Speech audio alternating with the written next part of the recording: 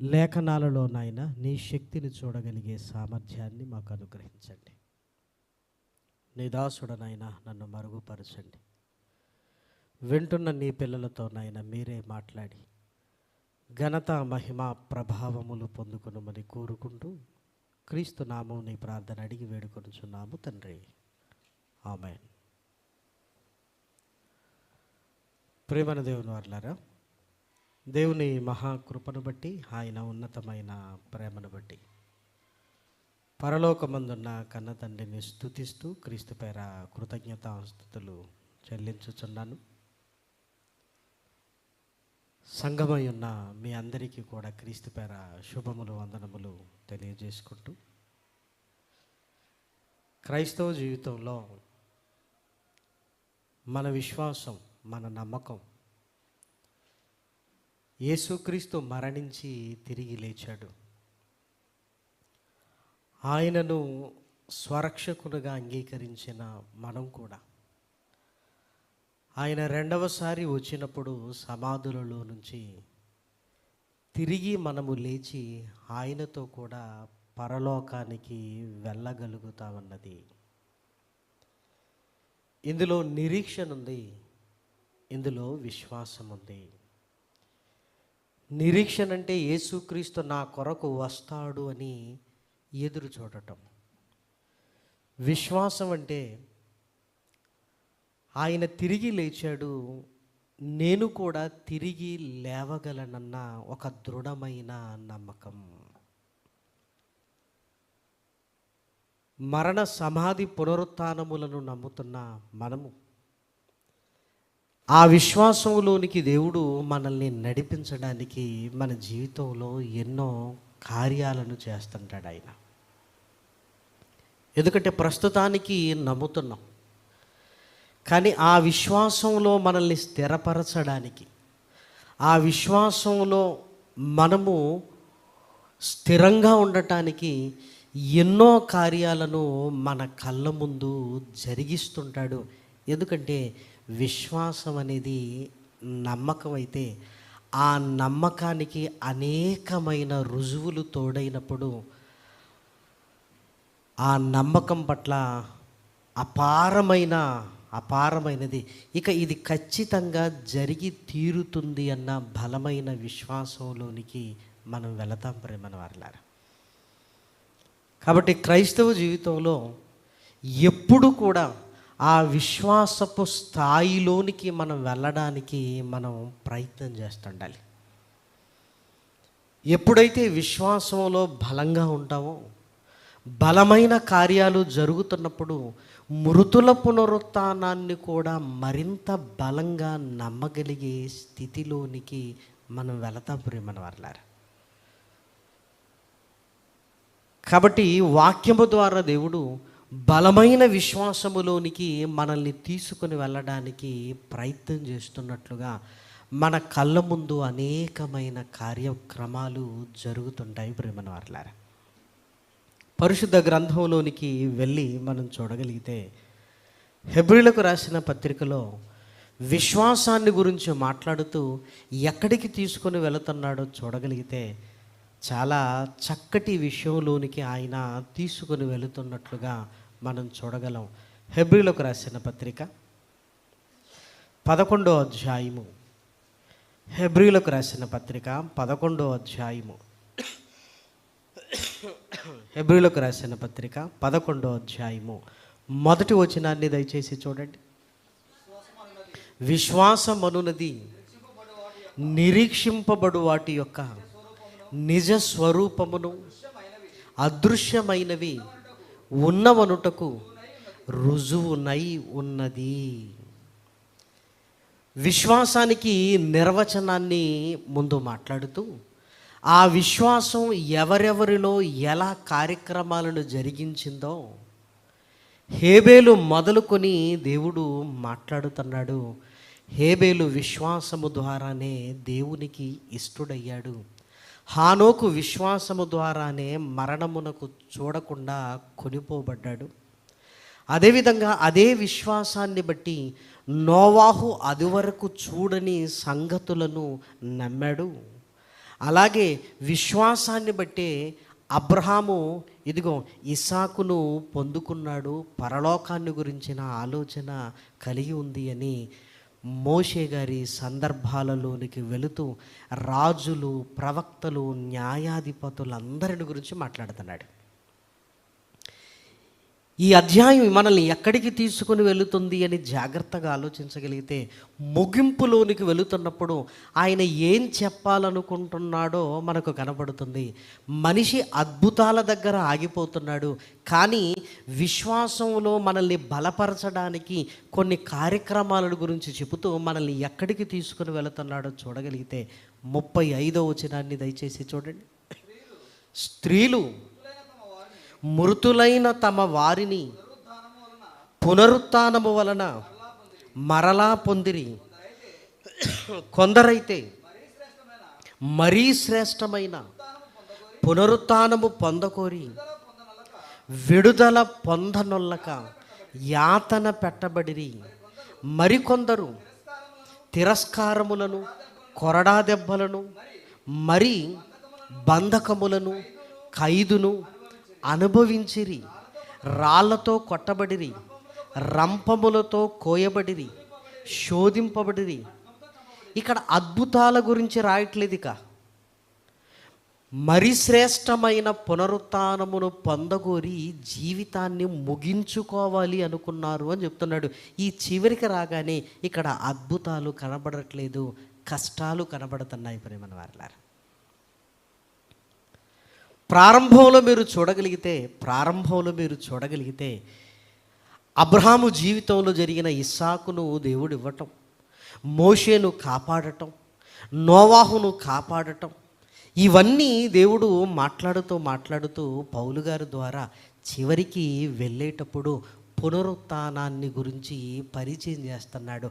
అంటే ఎలాంటి విశ్వాసంలోనికి వారు వెళ్ళారు అంటే, వారి బ్రతకాలి అన్న ఆశ కంటే బ్రతుకు తర్వాత మేము తిరిగి లేస్తామన్న నమ్మకంలో దృఢపరచబడి విడుదల పొంద నొల్లకపోయెను. అంటే మనిషిలో ఏ విశ్వాసాన్ని దేవుడు చూడాలి అనుకుంటున్నాడు అంటే, నేను చనిపోయినా నాకు బ్రతుకుంది కాబట్టి ఈ బ్రతుకు ఏమైపోయినా పర్వాలేదన్న స్థితిని చూపిస్తున్నాడు. ఇక్కడ ఎందుకో చెప్తున్నాడు. 35వ వచనంలో చూడండి, 39. వీరందరూ తమ విశ్వాసము ద్వారా సాక్ష్యము పొందిన వారైనను మనము లేకుండా సంపూర్ణులు కాకుండు నిమిత్తము దేవుడు మన కొరకు మరి శ్రేష్టమైన దానిని ముందుగా సిద్ధపరిచెను గనుక వీరు వాగ్దాన ఫలము అనుభవింపలేదు. అంటే ఇక పరలోకము కొరకే వారు విశ్వాసంలో స్థిరపరచబడి ఈ భూమి మీద ఏదో జరగాలి మా జీవితంలో అని కోరుకోలేదు. ప్రియమైన వారలారా, మనం కూడా పిల్లలకి చిన్ననాటి నుంచి వారికి కావలసినవన్నీ ఇస్తూ నువ్వేం కోరుకుంటావంటే, వాడి జీవితంలో వాడి కాళ్ళ మీద వాళ్ళు నిలబడాలి, వాళ్ళు స్థిరపరచబడాలి. మన దృష్టిలో వారు స్థిరపరచబడటం అంటే ఏంటి అంటే, చక్కగా చదువుకొని ఉద్యోగాలు సంపాదించి ఇక నా నుంచి ఏం కోరుకోవలసిన అవసరత లేని స్థితిలో వాళ్ళు ఉండాలి. నేను ఎంతకాలం ఉంటామని మన పిల్లల గురించిన ఆలోచన మనకు కలుగుతుంది.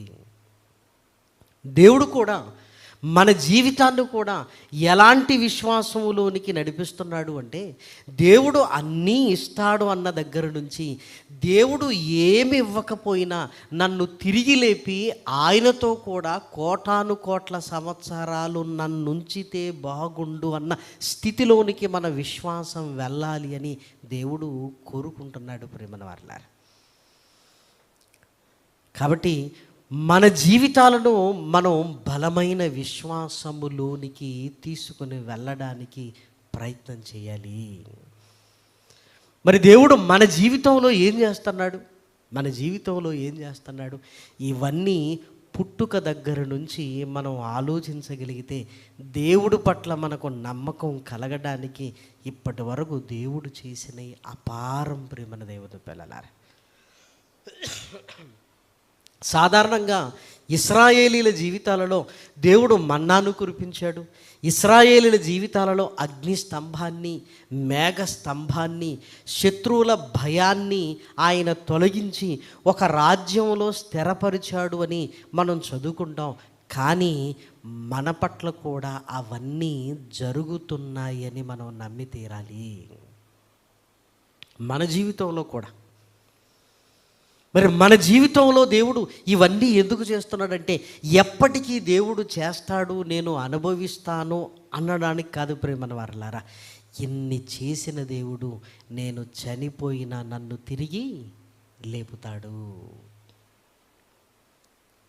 చనిపోయినా తిరిగి లేపుతాడు అంటే చూసారా, ఒక బలమైన విశ్వాసం నిజం. ఈరోజు నమ్ముతున్నాం.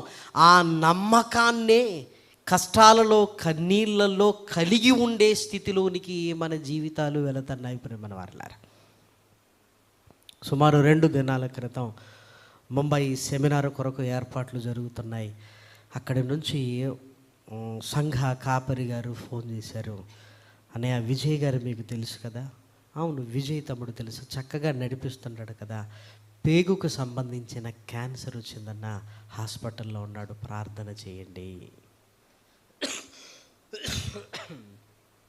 హాస్పిటల్లో ఉన్నాడు. కుటుంబం ఎలా ఉంది తమ్ముడు? కుటుంబ పరిస్థితి ఏంటంటే చాలా డల్ అయిపోయారన్న. తమ్ముడు ఎలా ఉన్నాడు? పిల్లలను చూస్తున్నాడు, ఏం మాట్లాడట్లేదు, కొంచెం కంగారుగానే ఉన్నాడు. అంటే జీవితాలు నెమ్మదిగా ముగింపులోనికి వెళుతున్నాయి అని మనకు అర్థం కావాలి. ఎంత ఏజీ? మహా అంటే ఒక 45 ఏళ్ళు ఉంటాయి మన వర్లారా, అంతకంటే ఎక్కువే ఉండవు. ముగ్గురు పిల్లలు. మేమందరం వెళ్ళి మాట్లాడిన తర్వాత చాలా ధైర్యాన్ని కలిగి ఉన్నట్లుగా మాకు అనిపించింది. నిజంగా వార్త వినగానే నాకు ఏమనిపించింది అంటే, ఒక తరం అయితే వెళ్ళిపోతుంది అని మనకు స్పష్టంగా అర్థమవుతుంది ప్రేమన వారలారా. మనతో పాటు చిన్ననాటి స్నేహితులు, మనతో ప్రారంభంలో ఉన్నవారు, మనతో ప్రారంభంలో చదువుకున్నవారు ఒక్కొక్కరు వెళ్ళిపోతుంటారు. నేను 10th క్లాస్ చదువుకుంటున్నప్పుడు కూడా ఒక గ్రూప్ పెట్టారు. ఆ గ్రూప్లో అప్పుడప్పుడు చూస్తుంటే మాకు పాఠాలు చెప్పిన వారు చనిపోయిన వార్తలు వస్తుంటాయి. మాతో చదువుకుని మా బెంచ్ల మీద కూర్చున్నవాడు ఇదిగో పలాని వాడు చనిపోయాడు అనే న్యూస్ ఆ వాట్సాప్లో కనపడుతుంటే ఏమర్థం అవుతుందంటే, రే ఒక తరం వెళ్ళిపోతుంది, అంటే దేవుడు మనకు జాగ్రత్త చెబుతున్నాడు. ఎందుకంటే ఆయనను నమ్మి ఆయన కొరకు మనం చూస్తున్నాం కనుక, ఇదిగో నీలాంటి వారు, నీ తరం వారు, నీతో చదువుకున్నవారు, నీ కళ్ళ ముందు ఉద్యోగాలు చేస్తున్నవారు, ఇదిగో మీరు స్నేహితులుగా ఉన్నారు కదా, ఇదిగో మీ వివాహాలు ఒకటే కదా, ఇదిగో వెళ్ళిపోతున్నారు. అంటే ఒక బలమైన విశ్వాసంలోనికి మన జీవితాలు రావాలి. ఎప్పటికీ దేవుడు ఏదో ఇస్తాడు, మనం ఏదో పొందుకుంటాము అంటే అది ప్రారంభంలో. ఏమండి, 40, 50, 60, 70 ఏళ్ళ జీవితంలోనికి వస్తున్నామంటే ఇంకా ఈ దేవుడు ఏదో ఇస్తాడు, పొందుకుంటానన్న విశ్వాసము కాదు, జీవితం అయిపోయింది అన్న నిర్ధారణలోనికి మనం రావాలి ప్రేమన వారలారా. ఈరోజు భారతీయుడి సగటు వయసు 50 ఏళ్ళు అంటున్నారు ప్రేమన్న వారలారా. ఒకప్పుడు 70-80 సంవత్సరాలని ధీమాగా ఉండే భారతీయుడి సగటు వయసు పడిపోయింది. ఎందుకు? పరిస్థితులు మారిపోయాయి, ఆహార పదార్థాలు మారిపోయాయి, నిద్రపోవటం లేదు, శరీరం మీద ఒత్తిడి ఎక్కువ అవుతుంది, ఇదిగో ఆయుష్ అనేది హరించుకొని పోతుంది ప్రేమన దేవుని పిల్లలారా. అంటే 50 ఏళ్ళు అనగానే ఇంకేంటి అయిపోయింది కదా అంటున్నారు డాక్టర్లు. ఏమైందండి అంటే హార్ట్ అటాక్ వచ్చింది. వయసు ఎంత ఉంటుందండి అంటే 60 ఏళ్ళు అనగానే డాక్టర్ ఏమంటాడు, 60 ఏళ్ళు అంటే ఇంకేముందండి అంటున్నారు. మనకు 60 ఏమో, కానీ డాక్టర్లు ఏమంటున్నారంటే 60 ఏళ్ళు అయిన తర్వాత ఇంకేమీ లేదండి, ఇంకేమీ లేదు. ఆలోచించండి. అంటే జీవితాలు ముగింపులోనికి వెళుతున్నాయి ప్రేమన వారలారా, ముగింపులోనికి వెళుతున్నాయి. ఈ ముగింపులో నీ ప్రారంభపు విశ్వాసం ఏదైతే నువ్వు నమ్మావో, యేసుక్రీస్తు మరణించి తిరిగి లేచాడు, నేను కూడా మరణిస్తే తిరిగి లేవగలవన్న ఆ నమ్మకములోనికి మనం వెళ్ళాలి. ఎందుకంటే ఇన్ని నా జీవితంలో దేవుడు చేసినప్పుడు ఇదెందుకు చేయడు? ఇదెందుకు చేయడు ఆయన? ఇదెందుకు చేయడు? అందుకే ప్రారంభంలో హెబ్రీయులకు రాసిన పత్రిక 11వ అధ్యాయంలో అద్భుతాలను గురించి, జలప్రలయాన్ని గురించి, అబ్రహాము గారికి ఇసాకు పుట్టడాన్ని గురించి, ఆ తర్వాత మోషే గారిని గురించి, ఇదిగో రాజ్యాలలో యుద్ధాలను గురించి, ఖడ్గధారలను గురించి ఇన్ని రాసిన ఆయన చివరిలోనికి వెళ్ళగానే ఏం చెప్తున్నాడంటే, మృతుల పునరుత్థానం అంటే మనిషి జీవితం అనేది చివరిగా ఇక్కడ స్టిక్ అయిపోవాలి ప్రేమన దేవుని పిల్లలారా. ఇక్కడ స్టిక్ అయిపోవాలి అంటే ఏది జరిగినా నేను మరలా తిరిగి లేవగలనన్న నమ్మకం ఉండాలి. భక్తులు ఏ స్థితిలోనికి వెళ్ళారంటే, విడుదల పొందనొల్లక పోయిరి అంటే, వద్దు ఇదేదో బాగా కావాలి, మళ్ళీ ఇక్కడ మా జీవితాలు నిలబడాలి, ఇక్కడేదో మేము బ్రతకాలి అన్న ఆశ వారిలో లేదు. మరి ఏం కోరుకుంటున్నారు అంటే, మృతుల పునరుత్థానాన్ని కోరుకుంటున్నారు. ఇప్పుడు నమ్మాం, కానీ ఏదో ఒకరోజు అది కోరుకునే స్థితిలోనికి మనం వెళ్ళిపోవాలి. మన జీవితాలు కోరుకునే స్థితిలోనికి వెళ్ళిపోవాలి. చిన్నప్పుడు రూపాయి ఇవ్వవా, 10 రూపాయలు ఇవ్వమని అడిగిన పిల్లల దగ్గర నుంచే వాళ్ళు ప్రయోజకులైన తర్వాత, ఒరే నాకు 1000 రూపాయలు ఇవ్వరా అని మనమే అడుక్కుంటాం ప్రేమన దేవుని పిల్లలారా కదా. ఇదిగో దేవుడు అన్నీ ఇచ్చాడు, ఇక దేవుణ్ణే నువ్వు అడుగేది ఒకటి ఉంది. ఏంటంటే, నాయన ఇక ఏమీ వద్దు నాయన, ఇక్కడ ఏమీ వద్దు, నాకు పరలోకం కావాలి, నాకు మృతుల పునరుత్థానము కావాలి, నాకు ఈ జీవితంలో ఇంకేమీ లేదు, నాకు మృతుల పునరుత్థానము కావాలి అని నువ్వే బలంగా నమ్ముతూ అడిగే రోజుల్లోనికి మన జీవితాలు వెళుతున్నాయి ప్రేమన దేవుని పిల్లలారా, వెళుతున్నాయి మన జీవితాలు. అందుకే మన కళ్ళ ముందు జరిగినవన్నీ చూస్తున్నప్పుడు, ఒక సెమినారు దేవుడు జరిగించాడంటే చిన్న విషయం కాదు. ఏమి నేర్పిస్తున్నాడు అందులో? ఒక ఆహార పదార్థాల విషయంలో కావచ్చు, ఒక ట్రాన్స్పోర్ట్ విషయంలో కావచ్చు, అన్నింటి విషయంలో ఆయన కృప కనబడుతూనే ఉంది. ఆయన అడుగుతున్నాడు, ఇదిగో మీరు చూశారు కదా, ఇన్ని చేస్తున్న నేను మీకు మరలా శ్రేష్టమైన పునరుత్థానాన్ని ఇవ్వగలిగే సమర్థుణ్ణి, ఇదిగో నా పట్ల మీరు నమ్ముతున్నారా?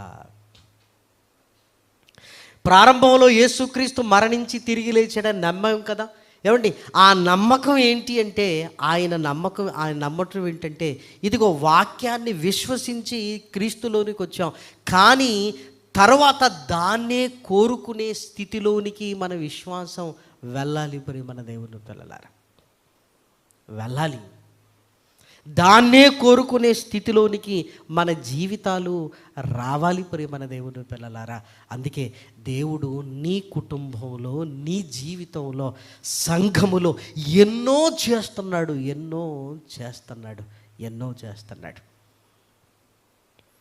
అమ్మా, మరలా క్యాన్సర్ తిరగబెట్టిందనుకో, ఏమనుకుంటున్నావు? మరలా తిరగబెట్టిందనుకో అని ఓ చెల్లిని అడిగాను నేను. మరలా తగ్గింది కదమ్మా, దేవునికి స్తోత్రం. మరలా ఇది తిరగబెట్టింది అనుకోండి, ఏం చేస్తావమ్మా అంటుంది. ఆమె ఏమందో తెలుసా? అన్న, ఈరోజు నన్ను కాపాడిన దేవుడు రేపు కాపాడాలన్న రూలేమీ లేదు. మొదటిసారి నాకు వచ్చినప్పుడే నా పిల్లలకు, నా భర్తకు ఎంత చెప్పాలో అన్నీ చెప్పేశాను. మరలా వస్తే నేను సిద్ధంగా ఉన్నాను. ఈ మొదటిసారే నా పిల్లలకు నేను చెప్పుకున్నాను, ఈ మొదటిసారే నా భర్తకు చెప్పాల్సినవన్నీ నేను చెప్పుకున్నాను. రెండవసారి వచ్చిందనుకోండి, మరలా దేవుడు నన్ను కాపాడితే సంతోషం, కాపాడకపోయినా పర్వాలేదు. ఎందుకంటే యేసుక్రీస్తును నేను నమ్మింది ఇదిగో ఇక్కడ ఏదో నాకు కావాలని కాదు కదా, ఆయన కృప వల్ల నేను బ్రతికాను. కానీ నా విశ్వాసం ఏంటో తెలుసా, నేను మరణిస్తే తిరిగి ఆయన నన్ను లేపాలి. ఇదిగో కొన్ని కాషన్స్ మనకు వస్తుంటాయి, మనకు అర్థమైపోవాలి ప్రేమన దేవుని పిల్లలారా. ఎందుకు ఈసారి కాపాడిన ఆయన మరొకసారి అసలు మృతుల పునరుత్థానం ఎప్పుడు, అసలు మన జీవితాన్ని ముగించేది ఎప్పుడు? ఈసారి కాపాడిన ఆయన ఇంకొకసారి కాపాడకపోతే నిందిద్దామా?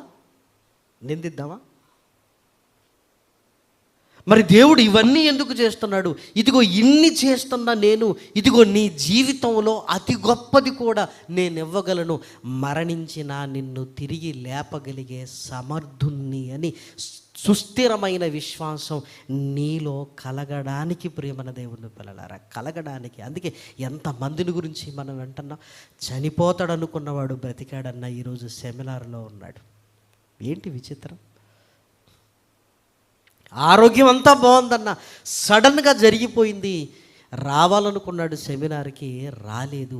ఇవన్నీ చూస్తున్నప్పుడు ప్రేమను వారలారా, బలమైన విశ్వాసములోనికి మన జీవితాలు వెళుతుండాలి ప్రేమన దేవుని పిల్లలారా. ఎంత బలమైన విశ్వాసంలోనికి వెళ్ళాలో లేఖనాలలోనికి వెళ్ళి మనం చూడగలిగితే ప్రేమన వారలారా, యోహాను గారు రాసిన సువార్తలో వ్రాయబడిన ఒక చక్కటి సందర్భాన్ని మనం చూడగలిగితే, యోహాను గారు రాసిన సువార్త 11వ అధ్యాయము, యోహాను గారు రాసిన సువార్త 11వ అధ్యాయము మొదటి 2 వచనాలను దయచేసి చూడండి. మరియా ఆమె సహోదరి అయిన మార్తా అనువారి గ్రామమైన బేతనియాలోనున్న లాజరు అను ఒకడు రోగి ఆయను. బేతనియా అనే ప్రాంతంలో యేసుక్రీస్తుకు ఆతిథ్యం ఇచ్చే కుటుంబం ఉంది. అందులో 3 ఉన్నారు, తల్లిదండ్రులు లేరు. లాజరు, మరియా,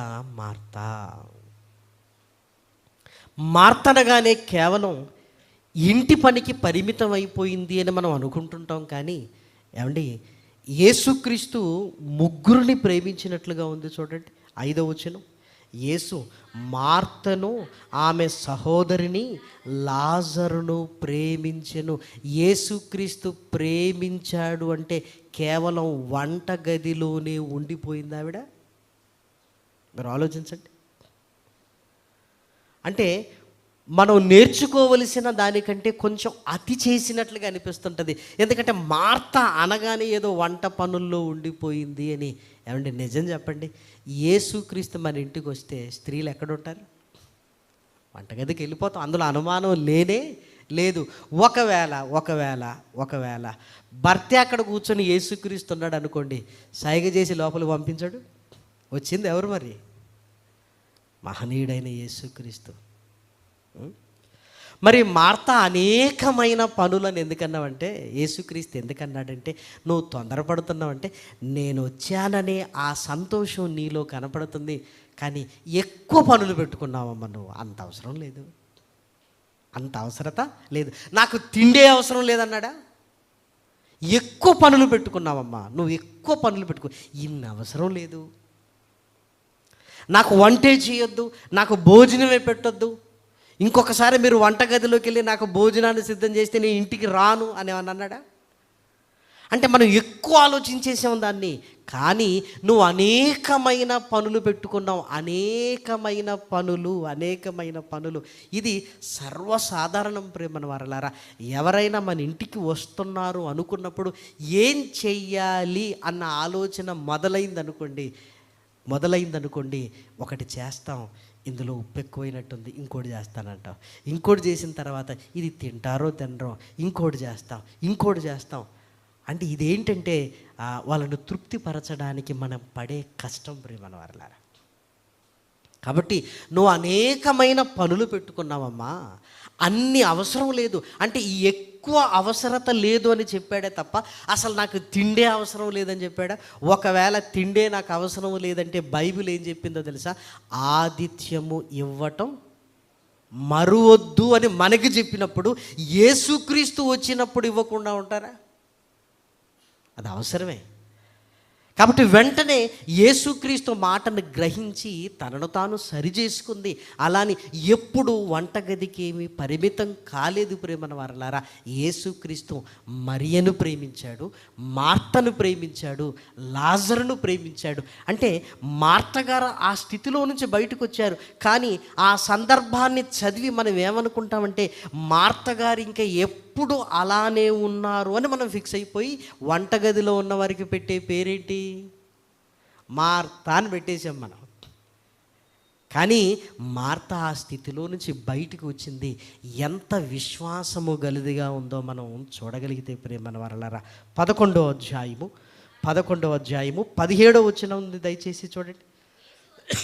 యేసు వచ్చి అది వరకే అతడు 4 దినములు సమాధిలో ఉండెనని తెలుసుకునెను. బేతనియ యెరూషలేమునకు సమీపమై ఉండెను, దానికి ఇంచుమించు కోసెడు దూరము. గనుక యూదులలో అనేకులు వారి సహోదరుని గూర్చి మార్తను మరియను ఓదార్చుటకై వారి యొద్దకు వచ్చి ఉండిరి. మార్త యేసు వచ్చుచున్నాడని విని ఆయనను ఎదుర్కొన వెళ్ళెను గాని మరియ ఇంటిలో కూర్చుండి ఉండెను. యేసుక్రీస్తు వస్తున్నాడు అనగానే ఏమండి అందరినీ దాటుకొని మార్త గారు వెళుతున్నారు. ప్రేమన వారలారా, వీళ్ళందరూ ఏమనుకుంటారో లేదు, నా యేసు చాలా గొప్పవాడు. వెళ్ళింది, పరిగెత్తుకొని వెళ్ళింది. వెళ్ళి ఏం చేస్తుందో చూడండి, 21 మార్త యేసుతో, ప్రభువా నీవిక్కడ ఉండిన ఎడల నా సహోదరుడు చావకుండును.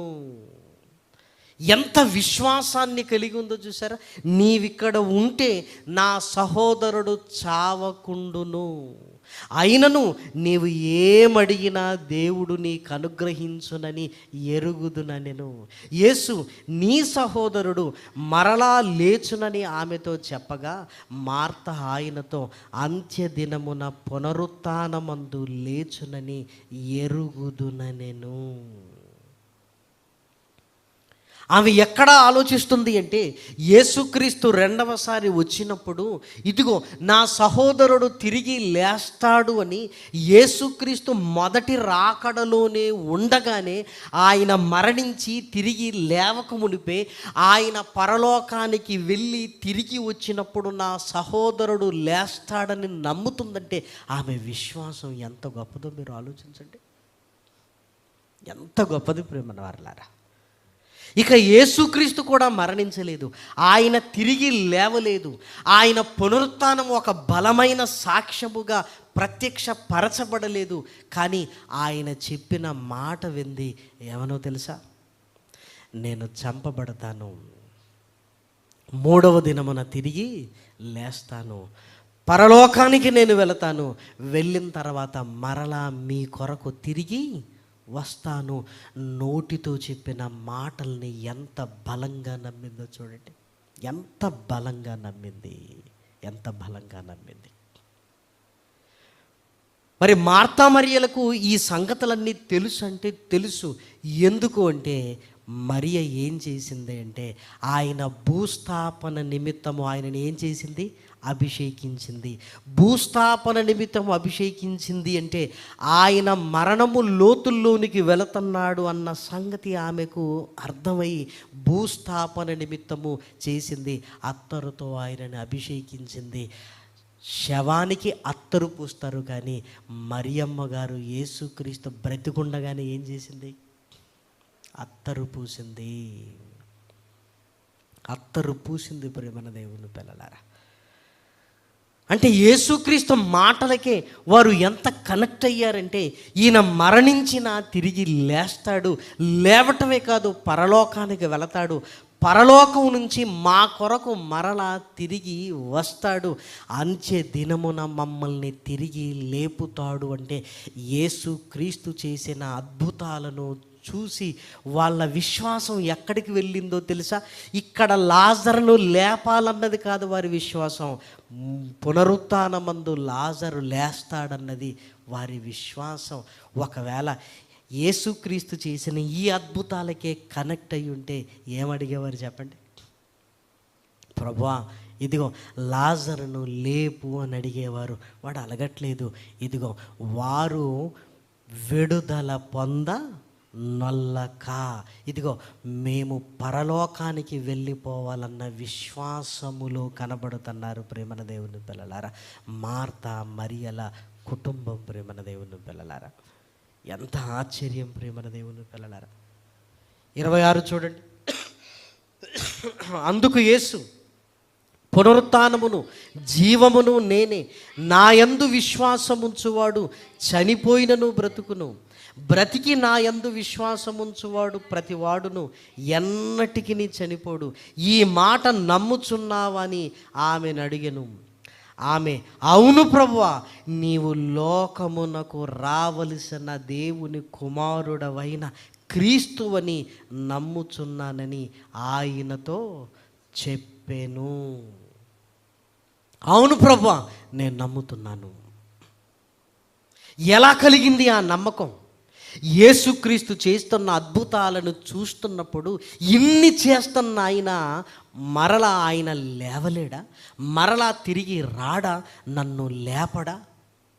అందుకే యేసుక్రీస్తు చేసిన ప్రతి అద్భుతాన్ని గురించి లేఖనాలలో ఏమి రాయబడిందంటే సూచక క్రియలు అని రాయబడింది. సూచక క్రియలంటే ఈ క్రియలు దేన్ని సూచిస్తున్నాయి? యేసుక్రీస్తు మరణ సమాధి పునరుత్థానములను, ఆయన రెండవ రాకడను, ఆయన శక్తిని చూస్తున్నావు. నువ్వు నమ్ముతున్నావు చూసారా మృతుల పునరుత్థానాన్ని, దాన్ని కూడా శక్తి కలిగి నమ్మగలడానికి సూచనలు ప్రియమైన దేవుని పిల్లలారా. ఏమంటే వర్షం పడబోతుందండి, ఎలా తెలుసు మీకు? సూచనలు.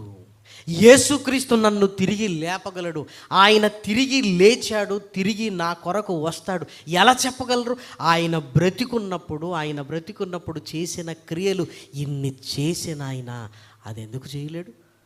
అది కూడా ఆయన చేయగలడానికి ఇవన్నీ ఏంటి? సూచనలు, సూచనలు, సూచనలు. మార్తమ్మ గారు, ప్రభు అయిన క్రీస్తు అని నేను నమ్ముచున్నాను. ఆల్రెడీ వచ్చావు కదా ప్రభు అనట్లేదు, మరలా నేను వస్తానని నువ్వు నమ్ముతున్నావా? మరలా నేను వస్తాను, నమ్ముతున్నాను ప్రభువా, నమ్ముతున్నాను.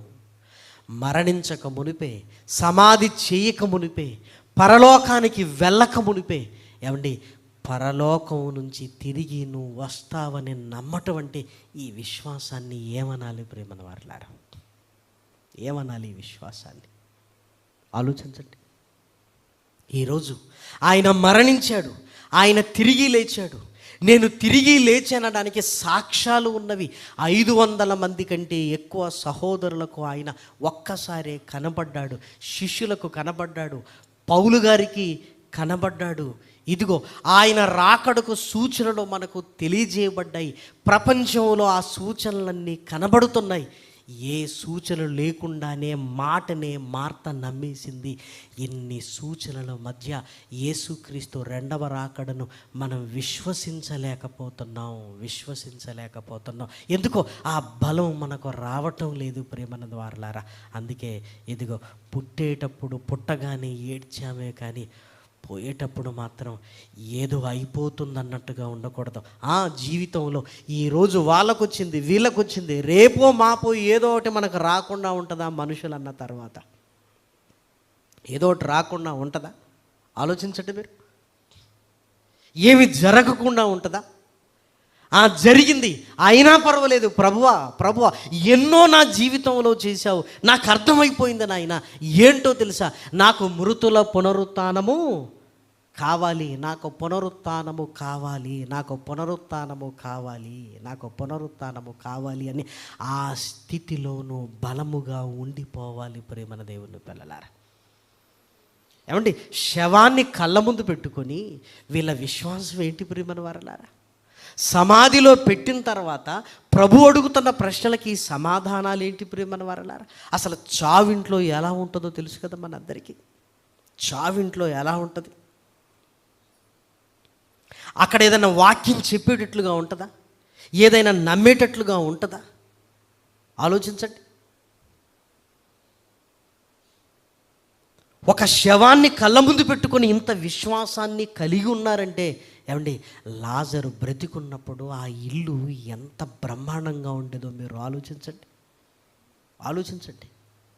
కొన్ని తట్టుకోగలిగిన శక్తి ఉంది అంటే, ఏమండి, లాజర్ రోగంతోనే ఉన్నప్పుడు ఇద్దరు సహోదరులను పిలుచుకొని, ఇదిగో నేను వెళ్ళిపోతానని నాకు అర్థమైంది, మీరు ధైర్యంగా ఉండండి అని ఆ ధైర్యాన్ని చెప్పకపోయి ఉంటే అలా ఎందుకుంటారు? మీరు ఆలోచించండి. ప్రభు చెప్పిన మాటల్ని జ్ఞాపకమందు ఉంచుకోకపోతే వారు అంత ధైర్యంగా ఎందుకు ఉంటారు? ఏమంటే యూదులందరూ ఓదార్చడానికి వచ్చారు.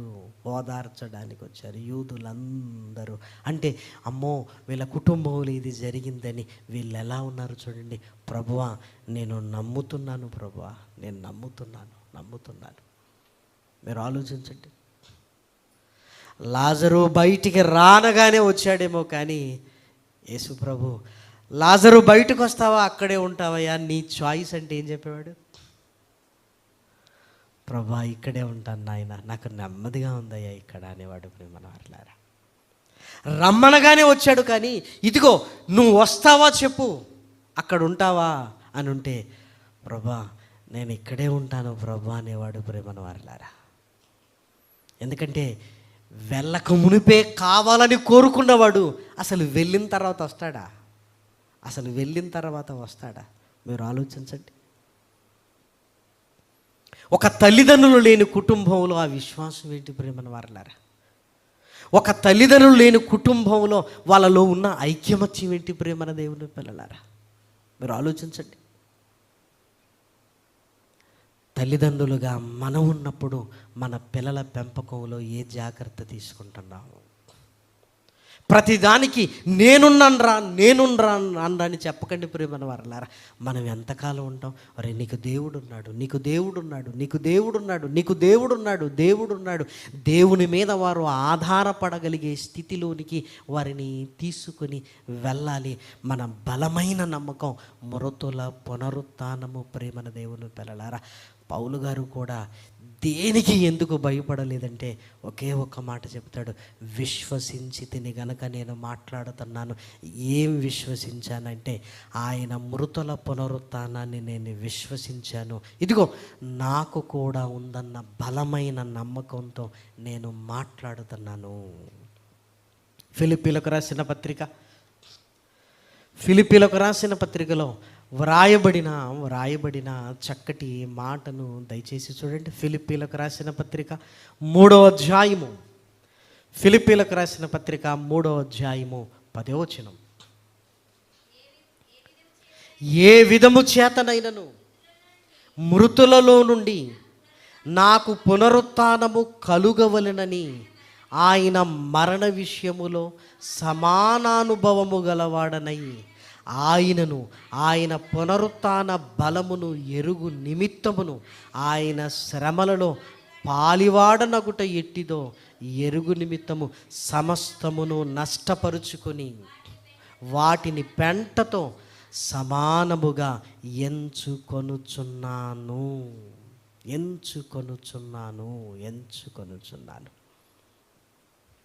నా ముందు లక్ష్యం తప్ప నాకేమీ కనిపించట్లేదు. నా లక్ష్యం ఏంటంటే పరలోకము, మృతుల పునరుత్థానము.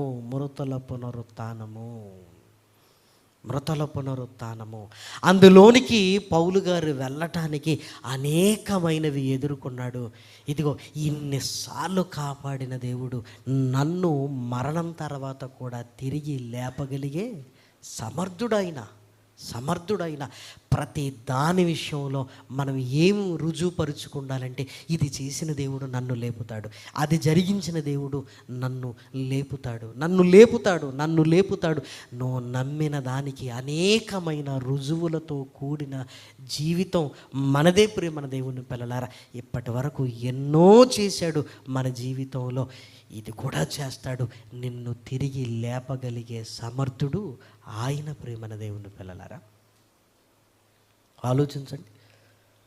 హెబ్రీయులకు రాసిన పత్రికలో అర్పణ దగ్గర నుంచి ప్రారంభించి మనల్ని ఎక్కడికి తీసుకువెళుతున్నాడంటే మన ప్రాణాలనే ఆయనకు అర్పించుకునే స్థితిలోనికి తీసుకుని వెళుతున్నాడు.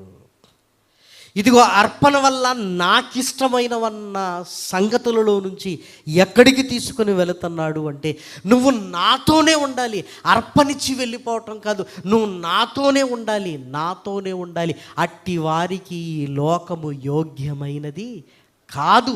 ఎందుకంటే వాళ్ళు నా దగ్గర ఉండాలి అని మృతుల పునరుత్థానము కొరకు ఎదురు చూస్తున్నారు ప్రేమన దేవుని పిల్లలారా. విశ్వాసంలో బలముగా ఉండాలి ప్రేమన దేవుని పిల్లలారా. మహనీయుడైన యేసు క్రీస్తు కూడా బ్రతికుండగానే తన మరణాన్ని గురించి చాలాసార్లు మాట్లాడుకున్నాడు ప్రేమన వాళ్ళారా, చాలాసార్లు. ఎందుకో తెలుసా? దృఢపరుచుకొని ఇదిగో ఆ విశ్వాసాన్ని కనపరచడానికి ప్రేమన దేవుని పిల్లలారా మనమే మన మరణాన్ని మర్చిపోతున్నాం, మనమే మన విశ్వాసాన్ని కోల్పోతున్నాం. ఉన్నదానిలో సంతోషాన్ని వెతుకుంటున్నాం, ఏదో చెయ్యబోయే దానిలో సంతోషాన్ని వెతుకుతున్నావు. ఇదిగో దేవుని కార్యాలు ఏదో తొందరగా ఈ లోకాన్ని ముగించబోతున్నట్టుగా ఉన్నాయి ప్రేమన వారలారా పరిస్థితులు. తొందరగా ఏదో దేవుడు సెటిల్ చేయబోతున్నాడు అన్నట్లుగా ఉంది. దానికి బలమైన నిదర్శనం రష్యా ఉక్రెయిన్ మొదలుపెట్టింది. ఇప్పుడు యుద్ధంలో ఎవరున్నారు? ఇజ్రాయేల్ వచ్చింది ప్రేమన వారలారా. ఇజ్రాయేల్ యుద్ధంలోనికి వచ్చిందంటే దాని అర్థం ఏంటో తెలుసా? ప్రపంచ యుద్ధానికి అది దారి తీసే పరిస్థితులు ప్రేమన వారలారా. ప్రపంచ యుద్ధానికి అది దారి తీసే పరిస్థితులు. ఇజ్రాయేల్ ఎవరి మాట వినదు. ఎక్కడో భూమి అండర్ గ్రౌండ్లో దాక్కున్నారట. ఆ అండర్ గ్రౌండ్లో దాక్కున్న ప్రతి వారిని విడిచిపెట్టే ప్రసక్తి లేదు. వెతికి మేము పట్టుకుంటామని యుద్ధం. ఇప్పటికే ఇరాన్ ప్రకటించింది మేము పాలస్తీనాకు సపోర్ట్ చేస్తాం. ఇప్పటికే కొన్ని దేశాలు మాట్లాడుతున్నారు. ఐక్యరాజ్య సమితి ఆధ్వర్యంలో తీర్మానాలను ప్రవేశపెడుతున్నప్పుడు సమర్థించే వాళ్ళు ఉన్నారు, తటస్థించేవారు ఉన్నారు. సునిశ్చితంగా మీరు పరిశీలిస్తే ఇదిగో పాలస్తీనీలు కూడా ఇదిగో మిగతా వాళ్ళ సపోర్ట్ తీసుకొని యుద్ధానికి మేము రెడీ అన్నట్లుగా పక్కనే ఉంటున్న ఇరాన్లో ఉంటున్న ఒక సంస్థ కూడా యుద్ధానికి దిగింది. నిన్ననే టర్కీ అధ్యక్షుడు మాట్లాడుతున్నాడు, మేము చూస్తూ ఊరుకోమంటున్నాడు. ఏమైపోతుందో ఏ రోజైనా ఆలోచిస్తున్నావా? భూమి మండిపోవటానికి సిద్ధంగా ఉంది. మండిపోవటానికి హమాస్ ఏమనుకుంటుందో తెలుసా? వాళ్ళ లక్ష్యం ఏంటో తెలుసా? ప్రపంచాన్ని గుప్పిట్లో పెట్టుకోవాలి. వాళ్ళకే ఎవరైనా ఒక అణుబాంబిస్తే వేయకుండా ఉండగలరా? చావుకు తెగించిన వాళ్ళకు ఈ ప్రపంచాన్నే ముగించేద్దాం అనుకుంటారు ప్రేమన దేవుని పిల్లలారా. ఏంటి ఆలోచించండి.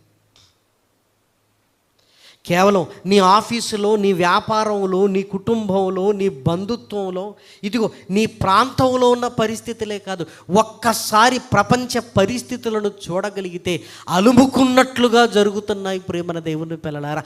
యుద్ధాలు ప్రారంభించటమే తప్ప ఎప్పుడు ఆరిపోతాయో ఎప్పుడు చల్లారిపోతారో ఎవరు చెప్పలేరు ప్రేమన వారలారా. ఎవ్వరూ చెప్పలేకపోతున్నారు. రష్యా ఉక్రెయిన్ యుద్ధం సంవత్సరం అయింది ప్రేమన వారలారా. సంవత్సరం అయిపోతుంది. ఇంకా మరలా దాడులు జరుగుతున్నాయి. అంటే ఏదైనా మనిషి ప్రారంభించటమే తప్ప ముగింపు మనిషి చేతుల్లో లేదు. ఇవన్నీ కలగలుపుకొని ప్రపంచమే రెండు ముక్కలైతే అసలు ఎవరు బ్రతుకుతారు, ఎవరు మిగులుతారు ప్రియమైన దేవుని పిల్లలారా? కాబట్టి ఇదిగో ఈ ప్రపంచ యుద్ధమే జరిగితే నన్ను కాపాడు అని కాదు, తండ్రి నన్ను తిరిగి లేపయ్యా, నన్ను తిరిగి లేపు. నీ కుమారుడైన యేసుక్రీస్తు వచ్చినప్పుడు నన్ను తిరిగి లేపన్న బలమైన విశ్వాసంలోనికి మనం వెళ్ళాలి ప్రియమైన వారలారా. లోకంలో ఉన్న వాళ్ళలాగా ఎప్పుడూ నిరాశపడకూడదు. లోకంలో ఉన్న వాళ్ళలా ఎప్పుడు ఇక నా జీవితం ఎందుకని నీ జీవితాన్ని నువ్వు నిందించుకోవడానికి వీలు లేదు. అవమానాలు నీకు మెట్లు కావాలి, నిందలు ఇదిగో నీకు మోటివేషన్ కావాలి. ఏదైనా నా ప్రభువు నుంచి నన్ను ఏది వేరు చెయ్యలేని స్థితిలో నువ్వు ఉండాలి ప్రేమన దేవుని పిల్లలారా, ఉండాలి. పౌలు గారు కూడా మాట్లాడుతూ తాను ఉండగానే యేసుక్రీస్తు వస్తాడేమో అన్న ఆలోచనలతో ఉంటూ ఇదిగో సంఘాన్ని హెచ్చరిస్తున్నాడు. ఏమనో తెలుసా? ఇదిగో ఎక్కడున్న వాళ్ళు అక్కడే ఉన్నట్టుగా ఉండండి అంటున్నారు. భార్యలు లేని వాళ్ళు లేనట్టే ఉండండి అంటే దాని అర్థం ఏంటి చెప్పండి? ఇక అయిపోయింది. అప్పుడే ఇదిగో హ్యాండ్స్ ఆఫ్ అన్నట్టుగా కదలకుండా ఉండమంటున్నాడు. లోకాన్ని అనుభవించేవారు ఇంకా అమితంగా అనుభవించొద్దు, ఈ లోకపు నటన గతించిపోతుందని అప్పుడే అలర్ట్ అన్నప్పుడు పౌలు గారు చెప్పిన తర్వాత 1900 సంవత్సరాలైంది. ఇప్పుడు బీ అలర్ట్ ప్రియమైన దేవుని పిల్లలారా. ఇప్పుడు నువ్వు పదిలపరుచుకోవలసింది నీ విశ్వాసాన్ని ప్రియమైన దేవుని పిల్లలారా. ఎందుకంటే నీతిమంతుడు విశ్వాసము ద్వారా బ్రతుకుతాడు. విశ్వాసం లేకపోతే నీతికి అర్థం లేదు. నీతి లేకపోతే అసలు క్రైస్తవ జీవితమే మనది కాదు ప్రియమైన దేవుని పిల్లలారా. ఆ చక్కటి మాటను చూసి మనం ముగించుకుందాం. దయచేసి చూడండి, అపోస్తలుడైన పౌలు గారు తెస్సలోనికలకు రాసిన మొదటి పత్రిక 4వ అధ్యాయము 15వ వచనం. మేము ప్రభు మాటను బట్టి మీతో చెప్పునది ఏమనగా, ప్రభు రాకడ వరకు సజీవులమై నిలిచియుండు మనము అన్నాడు. మనము అంటే నేను బ్రతికుండగానే ప్రభువు రాకడ వస్తుందేమో, నేను బ్రతికుండగానే ప్రభు వస్తాడేమో అన్న ఆ ఆలోచనతో పౌలు గారు ఉన్నారు ప్రేమన వారలారా. కొరింథీయులకు రాసిన మొదటి పత్రిక 7వ అధ్యాయము 29వ వచనాన్ని దయచేసి చూడండి.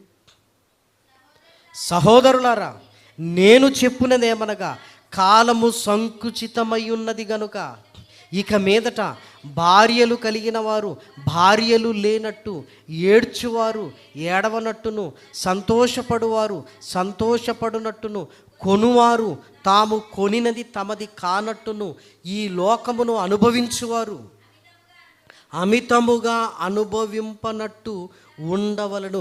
ఏలయనగా ఈ లోకపు నటన గతించుచున్నది. ఈ లోకపు నటన అయిపోతుంది. ఆలోచించండి. ఎక్కడో ఏదో జరుగుతుంది, మనకేంటి అనకూడదు. ప్రస్తుతానికి ధరలు పెరిగిన ప్రభావం మనం చూస్తున్నాం. కానీ ఏది జరిగినా ధరలు పెరగటంతో కాదు ప్రేమన వారలారా, ప్రభు రాకటంతో మొత్తానికి ముగింపు ప్రేమన దేవుని పిల్లలారా. ఏమంటే ధరలు పెరగడానికి ప్రభు రాకడికి సంబంధం ఏంటంటే, ధరలు పెరుగుతుందంటే పేదరికం పెరుగుతుంది, పేదరికం పెరుగుతుందంటే అక్రమము విస్తరిస్తుంది, అక్రమము విస్తరించుట చేత అనేకుల ప్రేమ చల్లారిపోతుంది. ప్రేమే లేనప్పుడు విశ్వాసం ఏముంటుంది? ఇంకా నిన్ను వల్లే నీ పొరుగు అని ఇంకా ఏం ప్రేమిస్తాం మనం? కాబట్టి ప్రేమన వారలారా, మన కుటుంబాలు ఒక లాజరు కుటుంబం అయితే ఎలా ఉందో ఎంత విశ్వాసముతో బలముగా ఉన్నారో అంతకంటే బలముగా ఉండవలసిన కాలాలలో మనం ఉన్నాం. పౌలు గారు తానున్న కాలాలలో రెండవ రాకడను ఆలోచిస్తున్నాడు అంటే మీరు ఆలోచించండి ప్రేమన వారలారా. ఇదిగో చాలా కాలమైంది, అప్పుడే పౌలు గారు కాలము సంకుచితమైంది అన్నాడు. ఇప్పుడు 1900 సంవత్సరాల తర్వాత మనం ఆలోచిస్తున్నాం. ఇప్పుడు ఏమనాలో తెలుసా? కాలము సంకుచితమైంది అని కాదు, అసలు కాలమే లేదు ప్రేమన వారలారా. కాబట్టి మన విశ్వాసాన్ని పదిలపరుచుకోవాలి. మృతుల పునరుత్థానపు విశ్వాసములో సుస్థిరంగా ఉండాలి. ఇజ్రాయిల్లో ఇదిగో బ్రతుకుతామన్న ఆశ వారికి ఏమీ లేదు ప్రేమన వారలారా. ఇటు పాలస్తీనాలో కూడా ఏమనుకుంటున్నారో తెలుసా? ఎలాగూ చచ్చిపోతాం అని ఏమనుకుంటున్నారో తెలుసా? చచ్చిపోతే దేవుని దగ్గరికి వెళ్ళిపోదాంలే అనుకుంటున్నారు ప్రేమన వారలారా. మీరు ఆలోచించండి. వాళ్ళ పిల్లలకు అదే చెప్తున్నారు, వాళ్ళు అదే నమ్ముతున్నారు.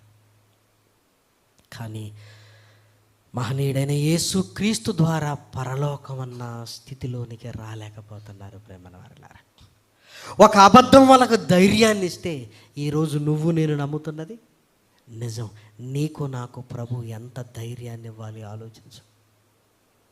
వాళ్ళు యేసుక్రీస్తును నమ్మక ఏదో మేము వెళ్ళిపోతాంలే అనుకుంటున్నారు, కానీ వెళ్ళరు అన్న సంగతి మనకు తెలుసు. యేసుక్రీస్తు రక్తంలో కడగబడి ఆయన ద్వారా వెళ్ళాలి. ఏమండి, ఒక నిజాన్ని నమ్ముతున్నావు, అది నిజం, అందులో అబద్ధం లేదు. నీకు నాకు ఎంత ధైర్యాన్ని ఉండాలి, నిజాన్ని నమ్మినట్లుగా ఉండాలి, యేసు తిరిగి లేచినట్లుగా ఉండాలి ప్రేమన వారలారా. నేను లేస్తాను అనుకున్నప్పుడు ఇవన్నీ చాలా చాలా చిన్నవి ప్రేమన దేవుని పిల్లలారా. అందుకే మీ అందరికీ తెలుసు నెక్స్ట్ కార్యక్రమాలన్నీ మారుతున్నాయి ప్రేమన వారలారా. ఇప్పుడు నాకు 45 సంవత్సరాలు. నేనే ప్రభువుని అడుగుతున్నాను, నాయన కాలం చిన్నది, ఇంకో 5 ఏళ్ళు అయితే 50, నేనేం చేశాను అన్న తృప్తి నాకు ఇవ్వాలి. అనేక ప్రాంతాలకు వెళుతుంటే నాతో ఉన్నవారు ఒక్కొక్కరు మాయమైపోతున్నారు ప్రేమన వారలారా. పలాని వారు ఏంటంటే, అన్నా మీకు తెలీదా హార్ట్ అటాక్ వచ్చింది, పలాని వాళ్ళు లేరు మీకు తెలియదన్నా కరోనాలో వెళ్ళిపోయారు అంటే అమ్మో, మనం వెళ్ళడానికి సిద్ధపడుతున్నాం. మరొక తరాన్ని దేవుని కొరకు ఏం చేయాలి? నిలబెట్టాలి. అందుకే మన కార్యక్రమాలన్నీ సండే స్కూల్ యూత్ ఎందుకు? రాబోయే తరాన్ని నిలబెట్టడం అనేది ఒక గొప్ప పరిచర్య. ఎందుకంటే ప్రభువు కొద్ది కాలం ఉన్నాడు, వెళ్ళిపోయాడు, శిష్యులు ముందుకు తీసుకుని వెళ్ళారు. మనం ఎంతకాలం ఉండి ఏం చేస్తున్నాం అన్నది కాదు, మనం ఎన్ని తరాలను నిలబెడుతున్నాం అన్నది చాలా ముఖ్యమైనది. అందుకే అనేక ప్రాంతాలలోనికి వెళ్ళి ఏర్పాట్లు కాదు, వరుసగా 5 సంవత్సరాలు వరంగల్లో జరగాలని ప్రభు పాదాలను పట్టుకుందాం. ఎందుకంటే ప్రతి సెమినారు కొరకు కష్టాన్ని ఇచ్చేది మీరే ప్రేమన దేవుని పిల్లలారా, మీరే. ఇదిగో మా సంఘము నుంచి జరుగుతుంది అని ప్రతి కార్యక్రమానికి అందరికంటే ముందు చేయూతనిచ్చి ఈ కార్యక్రమాలు బలపరచడానికి వెళ్ళింది ఇదిగో మీ కష్టమే. ఏమండి, ఎక్కడో జరుగున్న దానికి మనం చేస్తున్నప్పుడు మన దగ్గరే జరిగితే కాబట్టి మన పిల్లలను నిలబెట్టుకోవాలి, మన యవన సమాజాన్ని నిలబెట్టుకోవాలి, వాళ్ళని బలపరచాలి. సాతానుడు డేగల మన పిల్లల్ని ఎత్తుకుని పోవడానికి వాడు ఇదిగో మన ఇంటి చుట్టే తిరిగినట్లుగా సమాజంలోనికి వెళ్ళగలిగినప్పుడు మన పిల్లల మీద వాడి కన్నుంది. ఇదిగో మన పిల్లల్ని కాపాడాలి, రాబోయే తరాన్ని కూడా కాపాడాలి. ఎన్ని ప్రార్థనలు అన్నా మా పిల్లలు అని. కాబట్టి ప్రేమన దేవుని పిల్లలారా, విశ్వాసంతో మనం ముందుకు వెళ్ళాలి. గతం ఎన్ని చేశామన్నది కాదు. తండ్రి నువ్వు ఆయుష్నిస్తే ఇదిగో నీ కొరకు 5 ఏళ్ల ప్రణాళిక, ఇది 5 ఏళ్ల ప్రణాళిక. అందుకే మొట్టమొదటిగా మరలా ప్రభు పాదాలు పట్టుకుందాం. తండ్రి మంచి క్యాంపస్ కావాలి, మంచిది కావాలి. 5 ఏళ్ల సిలబస్ను రెడీ చేయడానికి సిద్ధం చేస్తున్నారు సండే స్కూల్ టీచర్స్ను. ఇక యవనస్తులు కాదు ప్రేమన వారలారా, వివాహమైన స్త్రీలను పెట్టుకోబోతున్నాను సండే స్కూల్కు. ఎందుకు? యవన కాలంలో వారు వివాహాలలోనికి వెళ్ళిన తర్వాత వాళ్ళు బలంగా ఉండాలంటే యవన కాలంలో వారి భవిష్యత్తును గురించి బలమైన మాటలు వినాలి ప్రేమన వారలారా, వినాలి. కాబట్టి యవనస్తులకు సపరేటు ఒక 5 సంవత్సరాల syllabus, Sunday school teachers separate ఒక 40 మందిని ఎంపిక చేస్తున్నాం. 40 మంది కావాలి. అయినా యవనస్తులతో పోలిస్తే స్త్రీలు పిల్లలకు బాగా చెప్పగలరు. ఎందుకంటే అనుభవాలు ప్రియమైన దేవుని వెళ్ళారు, అనుభవాలు, మన ఎక్స్పీరియన్స్ అనేది చాలా చాలా గొప్పది. కొత్తవారు రావాలి, కొత్త నీరు వచ్చినట్లుగా కొత్తవారు రావాలి ప్రియమైన దేవుని పిల్లలారా. కాబట్టి ప్రార్థనాపూర్వకంగా మరలా ముందుకు వెళదాం. ఏం జరిగింది అన్నది కాదు, ఏం జరగబోతుంది అన్నదే మనకు ముఖ్యమైనది. ప్రభు కొరకు చేసింది అది ప్రభువే చేయించుకున్నాడు, అది ప్రభువే మనతే చేయించుకున్నాడు. అది మర్చిపోదాం. మరలా ప్రభు పాదాలు పట్టుకుందాం. మరలా బలమైన కార్యక్రమాల కొరకు మనం ముందుకు వెళదాం. మన నిరీక్షణ మాత్రం మన జీవితాలు మృతుల పునరుత్థానం వైపుకు స్థిరపడి బలపడాలి. అందుకే మన కళ్ళ ముందు ఇన్ని జరుగుతున్నవని గ్రహించాలి. మార్తా ప్రభు అసలు చనిపోక మునిపే దాన్ని నమ్మింది. పౌలు గారు ప్రభు మరణించి తిరిగి లేచిన తర్వాత నమ్ముతున్నాడు. అప్పటికి ఇప్పటికి ఇంకా ప్రభు రాలేదు. మనమైతే చాలా దగ్గరలో ఉన్నాం. కాబట్టి ప్రపంచ పరిస్థితులను దృష్టిలో పెట్టుకొని ప్రభు కొరకు ఈ అంత్య దినాలలో ఆయనకు దగ్గరగా బ్రతకాలి అని దేవుని వాక్యాన్ని బట్టి నన్ను నేను హెచ్చరించుకుంటూ సంఘాన్ని బ్రతిమలాడుతూ ఈ మాటలు నేను ముగిస్తున్నాను. ప్రార్థన చేసుకుందాం. మహాకృపయు కనికరము కలిగిన మా కన్న తండ్రి, ఘనమైన నీ నామమునకు స్తుతులు స్తోత్రములు చెల్లిస్తున్నా తండ్రి. కాలచక్రం నాయన గిరును తిరుగుతుంది. ఈ సంవత్సరాన్ని కూడా ముగించుకోబోతున్నామని నాయన చాలా ఆశ్చర్యపోతున్నావు నాయన. నీడవలే మా దినాలు గడుపుకున్న మాకు నాయన తండ్రి నీ ప్రేమ తప్ప, నీ కృప తప్ప మమ్మల్ని బలపరుస్తున్నది ఏదీ లేదు నాయన. చేసినవన్నీ కేవలం నీ సహాయం వల్ల చేశాం తండ్రి. జరగబోయే కార్యక్రమాల విషయంలో నాయన నీ పాదాలు పట్టుకుంటున్నా. కృపతో నాయన బలపరచండి. మా కళ్ళ ముందే నాయన అనేకులు వెళ్ళిపోతున్నారు నాయన తండ్రి. మేము విశ్వాస జీవితంలో నాయన బలముగా ఉంటూ నాయన దుష్టుని ఎదిరించి నీ కొరకు బ్రతకగలిగే భాగ్యాన్ని మమ్మల్ని బ్రతిమలాడుతూ ప్రాధేయపడుతూ విన్న మాటలు నీ పిల్లల హృదయాలలో ఫలింపచేయమని కోరుకుంటూ క్రీస్తు నామం నీ ప్రార్థన అడిగి వేడుకొనుచున్నాము తండ్రి. ఆమేన్.